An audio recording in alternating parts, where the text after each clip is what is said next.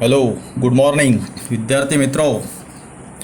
Cash बजेटमधले जवळजवळ 6 problem आपले सोडून झालेले आहेत. आता पाहणार आहोत आपण एक्झाम्पल नंबर 7, प्रॅक्टिकल नंबर 7. ए न्यूली स्टार्टेड कंपनी, नवीनच एक सुरुवात झालेली कंपनी आहे. त्या कंपनीचं नाव आहे दीपिका एंटरप्राइजेस. विशेष to prepare cash budget for the period of first 6 months starting from 1st January using the following information. पण नवीनच एक दीपिका एंटरप्राइजेस नावाची कंपनी चालू झालेली आहे आणि या कंपनीचा आपल्याला कॅश बजेट तयार करायला सांगितलेलं आहे.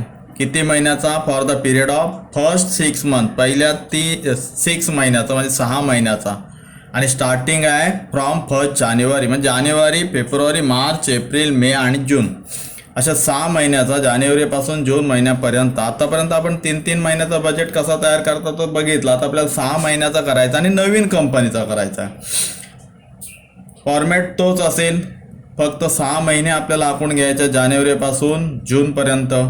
आणि त्यानंतर आपल्याला फॉर्मॅटनुसार जी प्रोसेस आहे त्यानुसार कॅश बजेट आपल्याला तयार करायचा आहे. तिथं माहिती दिलेली आहे. आता माहिती काय दिलेली आहे बघा. जानेवारीपासून जूनपर्यंत सेल्स, अंदाजे सेल्स, विक्री किती होईल, कुठल्या महिन्यात किती रुपयाची विक्री होईल ते दिलेलं आहे. खरेदी किती केली जाईल कोणत्या महिन्यात ती दिलेली आहे. मजुरीचा खर्च किती येईल हे त्या ठिकाणी दिलेलं आहे.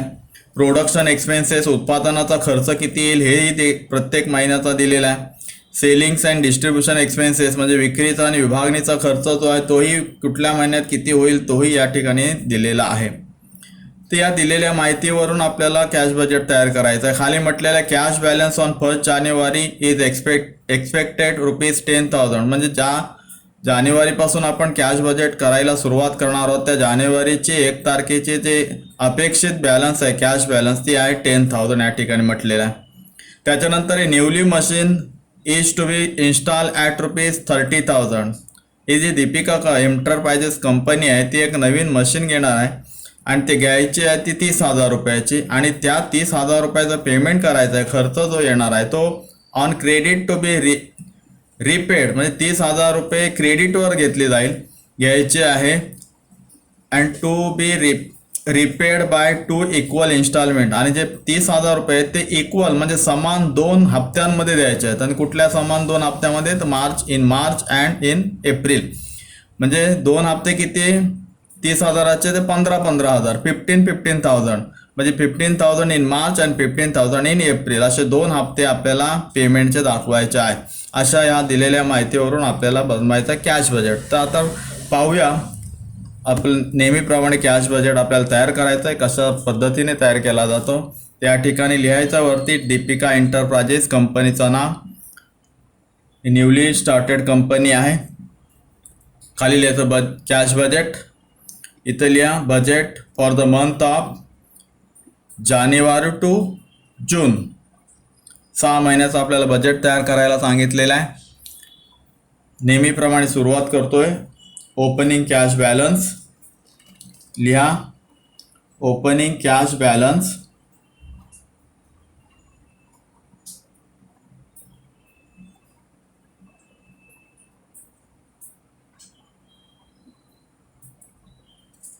लिहिले.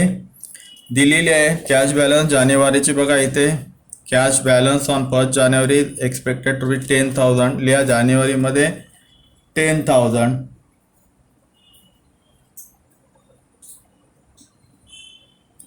$10,000 लिहिली. आता याच्यामध्ये आपल्याला काय करायचं आहे? ॲड करायचं आहे रिसिप्ट.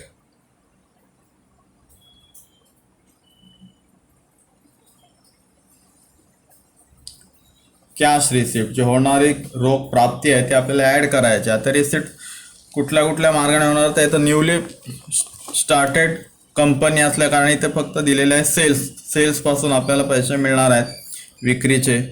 ते जानेवारीमध्ये 30,000. आता घ्यायचे जानेवारीमध्ये सेल्स कॅश सेल्स 30,000 मालाची विक्री होणार आहे जानेवारीमध्ये 30,000ची. ते 30,000 आपल्या दीपिका एंटरप्राइजेस कंपनीमध्ये जमा होतील जानेवारीमध्ये. पुढे खर्च बघूया. जानेवारीमध्ये परचेसेस म्हणजे 30,000 रुपयाचा माल खरेदी केला जाईल आणि ते 30,000 जानेवारी महिन्यातच दिले जातील. मग इथं लिहायचं आहे लेस पेमेंट.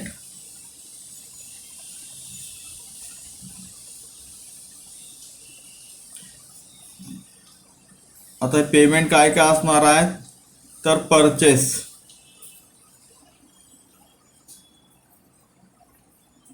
परचेसेस कॅश परचेस ज्या महिन्यात खरेदी होईल त्याच महिन्यात पेमेंट करायचं आहे. तर 30,000 30,000 purchases.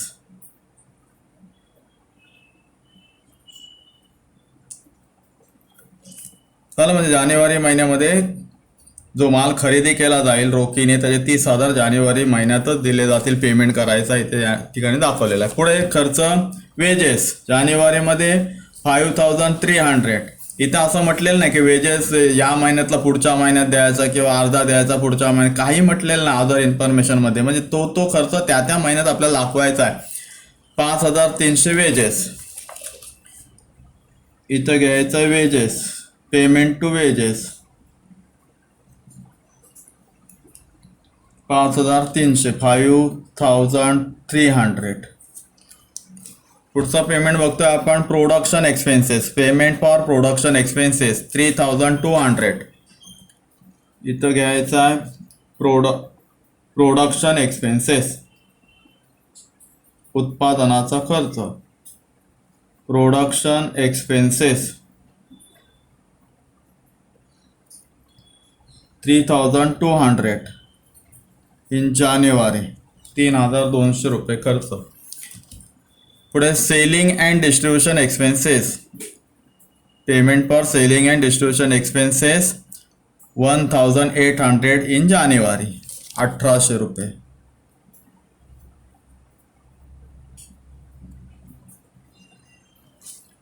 Payment for selling and distribution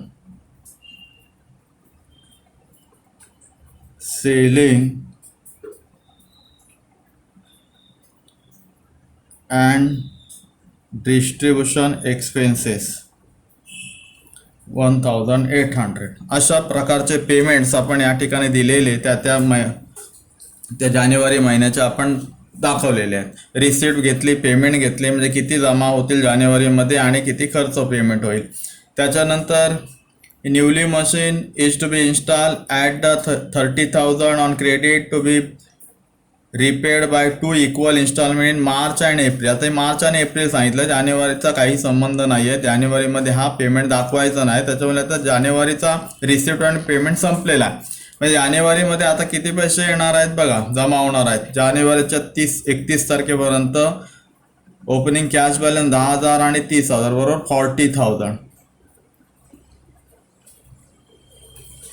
40,000 रुपये जानेवारीमध्ये जमणार आहेत. आणि जानेवारीमध्ये पेमेंट किती केलं जाईल 30, 5,300, 3,200, 1,800 बरोबर 40,300. 40,300. आता इथे बघा काय दिसतंय, परिस्थिती कशी आहे बघा. जानेवारी महिन्यामध्ये 40,000 रुपये जमणार आहेत.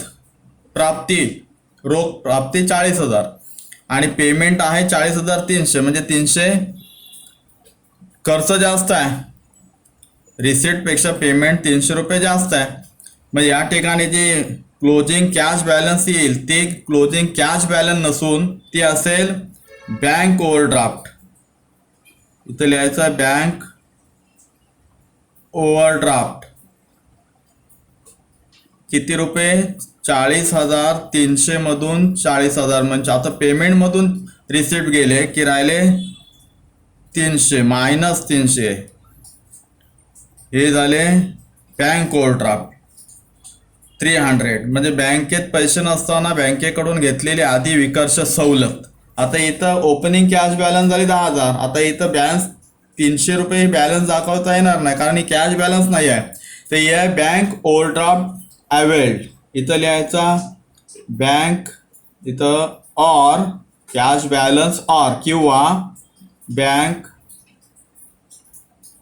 ओव्हरड्राफ्ट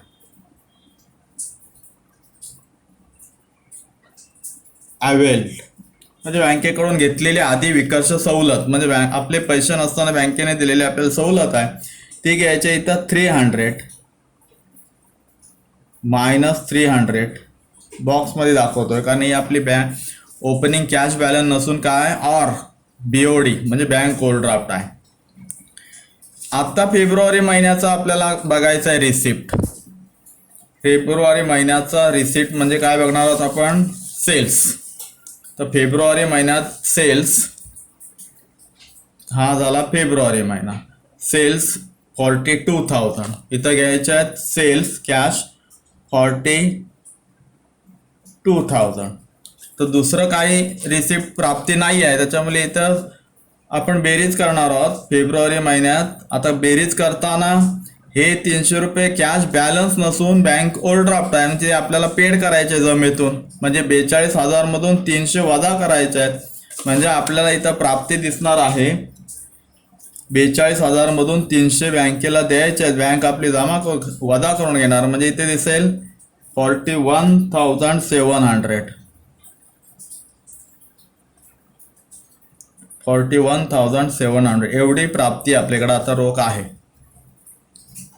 आता फेब्रुवारी महिन्याचा आपल्याला पेमेंट दाखवायचं आहे. इथे किती अंदाजे पेमेंट होईल तर बघूया. परचेस, वेजेस, प्रोडक्शन एक्सपेन्सेस आणि सेलिंग अँड डिस्ट्रीब्युशन एक्सपेन्सेस. आता इथे म्हटलेलं आहे परचेस. फेब्रुवारीचा परचेस आहे 30,000. परचेस 30,000.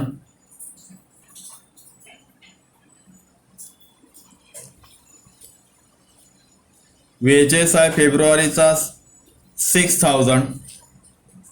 वेजेस 6,000. प्रोडक्शन एक्सपेन्सेस अंदाजे आहे फेब्रुवारीमध्ये production expenses 3,500. 3,500. Selling and distribution expenses आहे फेब्रुवारीमध्ये 2,000. तो घ्या 2,000. सेलिंग अँड डिस्ट्रीब्युशन एक्सपेन्सेस 2,000 झाले. खर्च संपले. त्याच्यानंतर मशीनचा जो इन्स्टॉलमेंट आहे हप्ता जो आहे तो मार्च आणि एप्रिलमध्ये आहे फेब्रुवारीमध्ये नाही आहे. आता या ठिकाणी फेब्रुवारीचे रिसिप्ट अँड पेमेंट संपले म्हणजे फेब्रुवारीमध्ये आता येणार किती जमा किती होणार आहे 41,700 41,700 and payment for February 30,000 for purchase cash 6,000 for wedges and production expenses 3,500 2,000 for selling and distribution expenses. Total payment for February 41,000 करून बघा 41,500. आता या ठिकाणी बघा फेब्रुवारीमध्ये 41,700 जमा होणार आहेत आणि खर्च 41,500 म्हणजे 41,700 वजा 41,500 राहिले 200. ही कॅश बॅलन्स आहे. हे काय आहे कॅश बॅलन्स म्हणजे व्यवसायाकडं फेब्रुवारीच्या शेवटच्या दिवसाला 28 फेब्रुवारी किंवा 29 फेब्रुवारीला 200 रुपये हे शिल्लक असतील आणि हीच 200 रुपये असेल मार्चचे सुरुवातीचे ओपनिंग कॅश बॅलन्स. ही बँक ओव्हरड्राफ्ट नाही आहे. ही कॅश बॅलन्स म्हणजे दीपिका एंटरप्राइजेसकडे ही कॅश असेल 200 रुपये मार्चच्या 1 तारखेला आणि मग मार्चमध्ये विक्रीपासून किती रुपये येणार आहेत ते इथे या ठिकाणी रिसिप्ट दाखवायचे जमा बाजूला दाखवायचे आहेत. आता आपण बघतोय मार्च. हा मार्च महिना मार्चमध्ये विक्रीपासून दाखवलेले आहेत 44,000 44,000. आता हे 44,000 या ठिकाणी घ्यायचे आहेत. मार्चमध्ये विक्रीपासून येणारे पैसे जे आहेत अमाऊंट जे आहे ती आहे 44,000 44,000. त्याच्यानंतर आता बाकीची काही रिसिप्ट मार्चमध्ये नाही आहे मार्चची टोटल करायची आहे 44,000 प्लस 200 कॅश बॅलन्स 44,200. इथं लिहायचं आहे 44,200 लिहिले. म्हणजे मार्चमध्ये 44,200 या व्यवसायाकडं जमा असतील. आणि मार्चमधले पेमेंटचे काय होणार आहेत? आता खरेदीसाठी किती रुपये संपणार आहेत मार्चमध्ये इथे दाखवलेलं आहे बघा. मार्चमध्ये परचेससाठी 31,000 ते दाखवायचे आहेत. आता पेमेंट 31,000.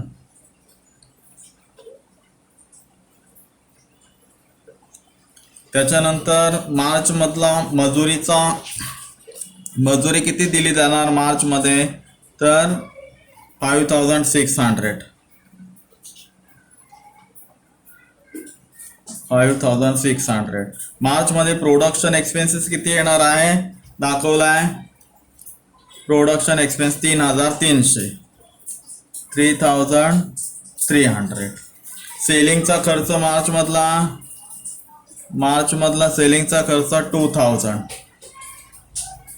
2,000. अशा पद्धतीने पेमेंट्स दाखवलेत आपण. आणि या दिलेल्या माहितीवरून पेमेंट्स घेतले, रिसिप्ट घेतले. आता जी मशिनरी खरेदी केली जाईल, a new machinery is to be install at 30,000 on credit to be repaid by 2 equal installment in March and April. आता आपण मार्चचा कॅश बजेट तयार करतोय. म्हणजे मार्च महिन्यात यातले अर्धे इक्वल म्हणजे अर्धे समान 15,000 रुपये मशिनरीचे दिले जातील हप्ता. मग आता मार्चमध्ये आपल्याला पेमेंट साईटला दाखवायचे 15,000. इथे इन्स्टॉलमेंट ऑफ मशीन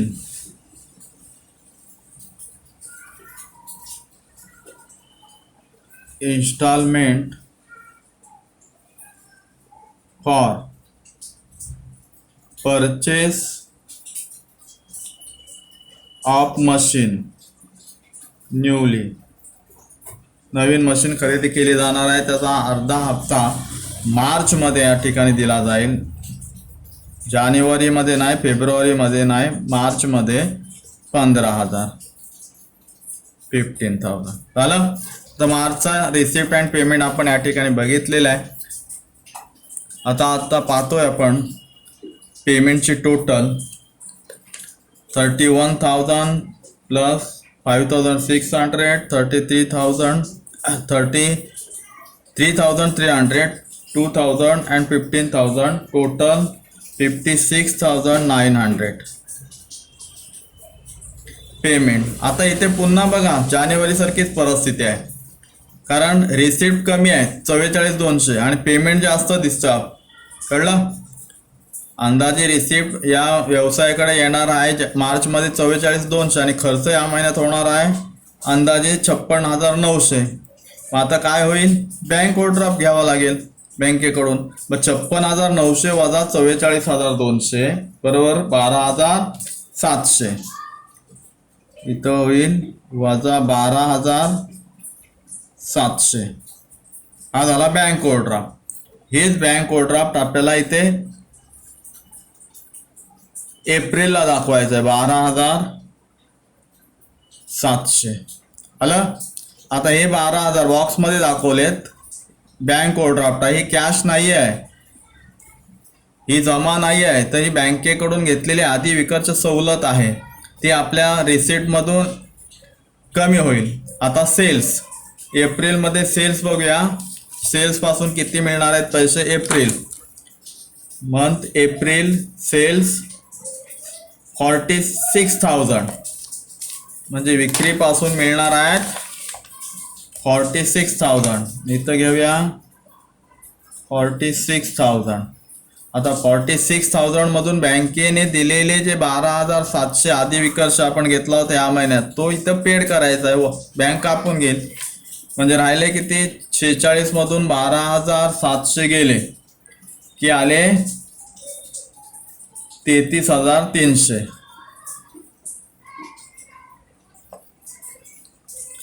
झालं? म्हणजे जमा आपल्याकडे असतील या व्यवसायाकडे 33,300. आता ह्या एप्रिल महिन्यातला अपेक्षित खर्च किती आहे, म्हणजे अंदाजे खर्च किती आहे, पेमेंट किती आहे, तो आपल्याला आता या ठिकाणी दिलेल्या माहितीवरून घ्यायचा आहे. म्हणजे खरेदीचा किती खर्च आहे पाहूया. एप्रिल हा April purchases 32,000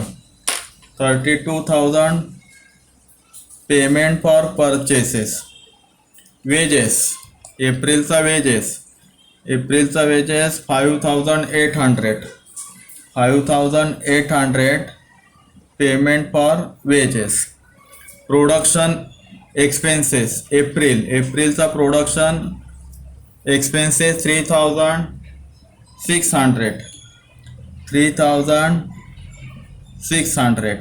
selling and distribution expenses April 1,900. आणि नवीनच मशिनरी खरेदी केल्याचा जो एक हप्ता आहे, एक 15,000 मार्चमध्ये आणि एक 15,000 एप्रिलमध्ये. आता हा एप्रिलमध्ये 15,000 दाखवायचे. दोन्ही हप्ते आता मशिनरीचे मार्चमध्ये एक 15,000 आणि एप्रिलमध्ये एक 15,000. अशा पद्धतीने या ठिकाणी पेमेंट्स आपण घेतले. आता पेमेंटची टोटल करायचे आहे. 32,500, 3,600, 1,900 and 15,000. टोटल 58,300. आता या ठिकाणी अशी परिस्थिती आहे की टोटल बघा, टोटल रिसिप्ट आहे 33,300. म्हणजे रिसिप्टपेक्षा पेमेंट जास्त आहे. जमा होणार आहे 33,300 आणि खर्च होणार आहे ते 58,300. म्हणजे या ठिकाणी बँक ओव्हरड्राफ्ट आपल्याला घ्यावं लागणार आहे. म्हणजे 58,300 मधून 33,300 गेले की राहिले 25,000 बँक ओव्हरड्राफ्ट. हे कॅश बॅलन्स नसून बँक ओव्हरड्राफ्ट असेल. आता हेच 25,000 या ठिकाणी सुरुवातीला घ्यायचे आहेत. मायनस 25,000. आता नेहमीप्रमाणे आपल्याला कॅश सेल्स मे मध्ये येणारी विक्रीपासून प्राप्ती आहे बघा. मे महिना 48,000 इथं घ्यायचे आहेत. 48,000 माल विकल्याने येणारी रक्कम. आता टोटल करायचे आहे. टोटल करताना 48 मधून 25,000 बँकेचे द्यायचे आहेत. म्हणजे 48,000 मधून 25,000 गेले. 48,000 मधून 25,000 गेले की राहिले 23,000. 23,000. आता बघायचे मेचे पेमेंट या ठिकाणी दिलेले आहेत. मेचे पेमेंट त्याच्यामध्ये पहिला परचेस मेचा मध्ये खरेदी केली जाईल 34,000 रुपयाची. तो पेमेंट करावा लागणार आहे मे मध्ये 34,000 34,000. मजुरी किती द्यावी लागेल मे मध्ये मजुरी द्यावी लागेल 5,800. Payment for wages 5,800. Payment for production expenses 3,800. 3,800. Next payment selling and distribution expenses. May मधला सेलिंग अँड डिस्ट्रीब्युशन एक्सपेन्सेस 2,000 इथे दाखवायचे 2,000. अँड नेक्स्ट इन्स्टॉलमेशन हे 2 हप्ते गेले. आता इथे कोणताच खर्च इथं हप्ता येणार नाही आहे. आता या पद्धतीने पेमेंट आपण बघितले. मे महिन्याचे रिसिप्ट बघितले. आता पेमेंट बघतोय 34,500, 800, 3,800, 2,000. टोटल आपण बघतो या ठिकाणी 45,600. 45,600. इथे अशीच परिस्थिती आहे बघा. मे मध्ये जमणार आहे 23,000 आणि खर्च इथे होणार आहे 45,600. म्हणजे इथे बँक ओव्हरड्राफ्ट आपल्याला घ्यावा लागेल. मग 45,600 मधून 23,000 मायनस केले की राहणार आहेत 22,600. 22,600 बँक ओव्हरड्राफ्ट. हेच 22,600 22,600 आपल्याला घ्यायचे आहे जूनचे बँक ओव्हरड्राफ्ट मायनस 22,600. बॉक्समध्ये दाखवतो. नंतर कॅश सेल्स आपल्याला घ्यायचा आहे. या ठिकाणी कॅश सेल्स या ठिकाणी दाखवायचा आहे. आता जूनमध्ये, जूनचा बघा एक्झाम्पल बघा, आणि एक्झाम्पलमध्ये जूनमध्ये आपल्याला कॅश सेल्स 50,000, या ठिकाणी 50,000 घ्यायचे आहेत. 50,000 कॅश सेल्स म्हणजे रोख विक्रीपासून येतील 50,000. आता या 50,000 मधून बँक ओव्हरड्राफ्टचे पैसे कमी होतील, म्हणजे 50,000 मधून 22,000 लेस झाले की 27,000 नेट रिसिप्ट असेल 27,400.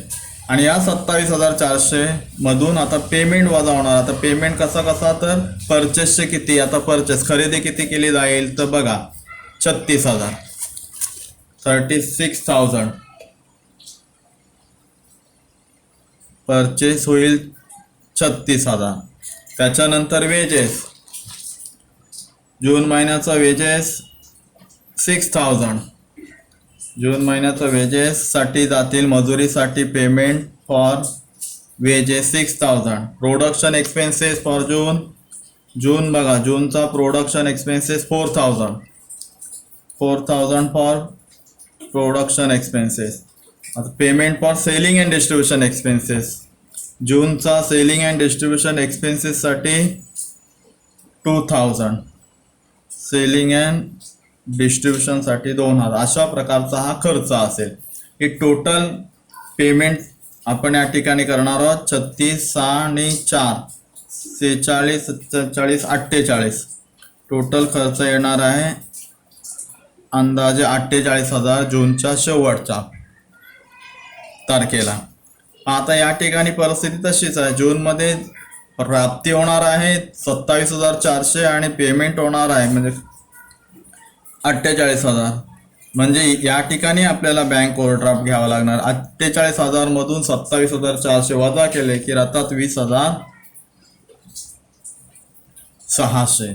आणि हे 20,600 हे कुठं जातील जूनच्या पुढे, जुलै महिन्याच्या पहिल्या दिवसाला. म्हणजे जूनच्या शेवटच्या तारखेला देखील बँकेचा ओव्हरड्राफ्ट असेल 20,600. म्हणजे बँकेत पैसे नसताना देखील बँकेकडून घेतलेली अधिविकर्ष सवलत जी असेल ती 20,600.